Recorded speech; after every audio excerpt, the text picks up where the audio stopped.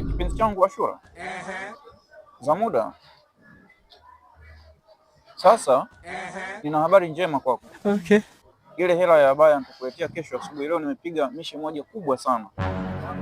Usijali kipenzi, nakupenda sana. Kwa boda? Oya kaka. Hebu niwaishe hapo mwanangu hapo ni. Karibu. Fresh, hebu niwaishe hapo Tungi ni mwaide mwanangu Ashura chapo hapo mwanangu. Ashura? Ashura yuko Tungi? Tungi hapo mara moja. Ni demu wako? Yupoje? Nipeleke mwanangu bana. Unajua nina haraka. Sasa kaka? Kwa Ashura unaenda kuchukua nini? Wewe si boda? Mimi ni boda. Si ndio hivyo, twende basi nipeleke. Nenda nikufikishe salama. Ashura yupoje huyo? God have mercy. Sasa hivi wewe ni boda au ni mpelelezi? Mimi boda. Si ndio hivyo, twende basi nipeleke kwa demu wangu. Unaenda kuchukua nini sasa kwa Ashura? Kwa blaza unaona kama mambo mengi.